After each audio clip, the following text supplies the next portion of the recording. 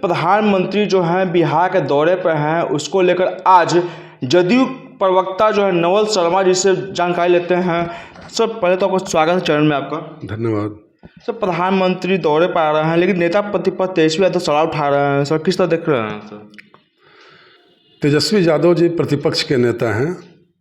प्रतिपक्ष के नेता का सवाल पूछना लाजमी होता है। महत्वपूर्ण यह होता है कि उन सवालों में कोई सच्चाई है या नहीं, कोई गहराई है या नहीं, कोई गंभीरता है या नहीं। तो तेजस्वी यादव जी अपने सवालों से, जिस तरह राहुल गांधी हैं वैसे ही तेजस्वी यादव हैं, और ये लोग अपने सवालों के जाल में खुद फंस भी जाते हैं और अपने सवालों से खुद हास्य का पात्र भी बन जाते हैं। तेजस्वी यादव कह रहे हैं कि बेरोजगारी कब दूर होगी, महंगाई कब दूर होगी, पलायन कब दूर होगी। अच्छा बताइए, पलायन पर सवाल तेजस्वी यादव जी को पूछना चाहिए किनसे? पूछना चाहिए अपने सहयोगी कांग्रेस पार्टी से। पलायन पर सवाल पूछना चाहिए अपने माता पिताजी से, लालू जी और राबड़ी जी से, कि ये पलायन का बिहार को दर्द आपने क्यों दिया। बिहार के प्रत्येक व्यक्ति को यह जानना चाहिए कि पलायन की समस्या पूरी की पूरी तरह कांग्रेस और लालू राबड़ी सरकार की देन है। कैसे? 1983 में जब कांग्रेस की सरकार थी तो बिहार में पलायन की दर थी 28%। वर्ष 2000 में लालू जी के राबड़ी जी के शासनकाल में पलायन की दर बढ़ के हो गई 49%। कांग्रेस के ज़माने में बिहार में माल भाड़ा समानीकरण की नीति अपनाई गई, जिसने बिहार का आर्थिक खून चूस लिया। बिहार का आर्थिक विकास नहीं हो सका, आर्थिक गतिविधियां समाप्त प्राय हो गई। रही सही कसर लालू जी और राबड़ी जी के शासनकाल में हो गई पूरी। कैसे?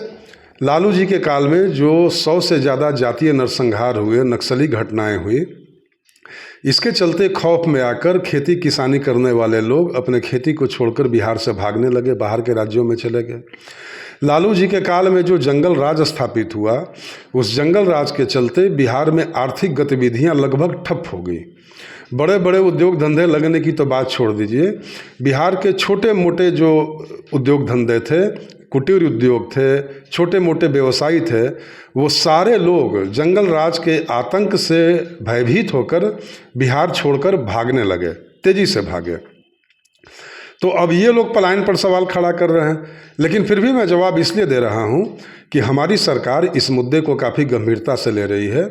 माननीय नीतीश कुमार जी 2005 में अपनी सत्तानशीनी के बाद से ही पलायन की समस्या को लेकर काफ़ी गंभीर हैं। और आपने देखा होगा कि आज की तारीख में देश में सबसे ज़्यादा सरकारी नौकरी देने वाले व्यक्ति का नाम, मुख्यमंत्री का नाम नीतीश कुमार ही है। अब तक 9,13,000 लोगों को सरकारी नौकरी दी जा चुकी है और विधानसभा चुनाव आते आते 12 लाख लोगों को सरकारी नौकरी देने का लक्ष्य है। इसी प्रकार से अभी तक 24 लाख लोगों को रोजगार दिया जा चुका है और चुनाव आते आते 34 लाख लोगों को रोजगार देने का लक्ष्य है। तो वो बोल रहे हैं, नेता प्रतिपक्ष तेजस्वी यादव बोल रहे हैं कि हमने शुरुआत किया तब मुख्यमंत्री जी नौकरी बांट रहे हैं। आप पत्रकार हैं ना, तेजस्वी यादव जी तो 9वीं फेल हैं, आप पता नहीं कहाँ तक पढ़े हैं। आपको खुद समझना चाहिए कि तेजस्वी यादव जी उस सरकार में एक मंत्री थे। डिप्टी सीएम कोई संवैधानिक पद होता है? डिप्टी सीएम की स्थिति अन्य मंत्रियों जैसी होती है। तो कैबिनेट के मुखिया कौन होते हैं? जिस तरह स्टेट कैबिनेट के मुखिया मुख्यमंत्री होते हैं, वैसे ही सेंट्रल कैबिनेट के मुखिया प्रधानमंत्री होते हैं। तो स्टेट कैबिनेट की जो भी उपलब्धियां होती है वो मुख्यमंत्री के खाते में जाती हैं। तो वो एक विभाग के मंत्री थे तेजस्वी यादव। तब तो दूसरे विभाग वाले मंत्री भी बोलेंगे, अब जैसे कृषि मंत्री बोल देंगे कि हमारे चलते बिहार में कृषि का विकास हुआ।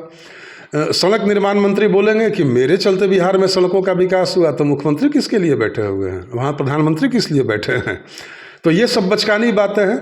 और खुद सबसे आश्चर्यजनक बात यह है कि जो तेजस्वी यादव जी खुद दो मुख्यमंत्री, माँ और पिता दोनों के रहने के बावजूद, जो व्यक्ति सोना का चम्मच लेकर पैदा हुआ, वह 10वीं की परीक्षा भी नहीं पास कर सके, वो बिहार के लोगों को क्या रोजगार देंगे? सुनकर ही हंसी आती है।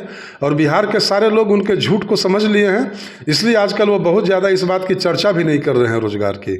सर आरजेडी की तरफ से पोस्टर वार किया गया है और कहा कि कब मिलेगा महिलाओं को सुरक्षा, महिला गारंटी के कब पूरा होगा। राष्ट्रीय जनता दल के नेताओं को महिला सुरक्षा पर सवाल पूछने से पहले शिल्पी गौतम कांड याद नहीं आया? इसी पटना शहर में शिल्पी का बलात्कार तेजस्वी यादव जी के अगल बगल में रहने वाले लोग ही कर रहे थे। उस समय उनको महिला आत्मसम्मान की बात याद नहीं आई थी। तेजस्वी यादव जी के ही विधायक थे, आरजेडी के ही विधायक थे जोगेंद्र नारायण सरदार, जिन्होंने एक दलित लड़की को जीप में सरेआम उठाया था और दरिंदगी की थी। तो इनका पूरा 15 वर्ष का शासनकाल बिहार की महिलाओं के लिए एक बुरे सपने की तरह था, और इन लोगों को तो महिला आत्मसम्मान के मुद्दे पर मुंह ही नहीं खोलना चाहिए। अगर महिला आत्मसम्मान देखना है तो आइए और देखिए कि बिहार में नीतीश कुमार जी की सरकार में महिलाएं कितनी जीवंत हैं। देखिए कि महिला आत्मसम्मान की इबारत बिहार लिख रहा है। पंचायती राज व्यवस्था में आरक्षण हो या पुलिस बल में आरक्षण हो, सरकारी सेवाओं में आरक्षण हो, आज देखिए कि बिहार की माताएं और बहनें किस आत्मसम्मान से लबरेज होकर बिहार का शुभंकर बनी हुई हैं। तो बिहार में नीतीश कुमार जी ने जो महिला आत्मसम्मान की गाथा लिखी है वह न भूतो न भविष्यति है। अब इन लोगों के पास कोई मुद्दा है नहीं, तो सरकार पर बेवजह सवाल खड़ा करना है, अपनी आदत से लाचार हैं। बाबा आप लोग पर ये भी इल्जाम लगाते हैं कि बाबा क्राइम रेट बढ़ते जा रहा है। चलिए आप ये बताइए कि आप बिहार में कहीं भ्रमण करते हैं, मैं आपसे पूछ रहा हूँ, तो आपको डर लगता है कहीं कि जाएंगे तो मेरा कैमरा चोरी कर लिया जाएगा, मोबाइल कोई छीन लेगा, ऐसा कहीं डर होता है? आपको महसूस होता है? नहीं होता है। यही है सेंस ऑफ सिक्योरिटी, यही है law and order. Tejashwi Yadav ji के बोलने से क्या होगा, उनके चिल्लाने से क्या होगा, और उनके प्रत्येक सवाल का जवाब देना भी उचित नहीं है। दिल पर हाथ रखिए और पूछिए कि बिहार में सुरक्षा का माहौल है कि नहीं है, बिहार के थानों में FIR दर्ज होता है कि नहीं होता है। तेजस्वी यादव क्या जानेंगे कि सेंस ऑफ सिक्योरिटी क्या होता है? उनके ज़माने में 112 नंबर डायल सेवा का नाम वो लोग सुना था कभी? उनके ज़माने का थाना भवन याद है? कितना खटारा बिल्डिंग हुआ करता था, टूटा फूटा बिल्डिंग थाना भवन, और उसमें खटारा महिंद्रा जीप, ठेलको महिंद्रा जीप, यही ना था थाना उस दौर का। आज देखिए खटारा जीप से नीतीश कुमार जी ने चमचमाती स्कॉर्पियो के बीच का सफ़र तय किया। आज देखिए पुलिस की चुस्त और दुरुस्त पुलिस की वेशभूषा को देखिए, पुलिस के हथियार को देखिए, पुलिसिंग के तरीक़ों को देखिए कि बिहार पुलिस कैसे प्रिवेंशन के मसले पर, डिटेंशन के मसले पर, उसके बाद कन्विक्शन के मसले पर, सारे मसलों पर बिहार पुलिस किस मुस्तैदी से काम कर रही है।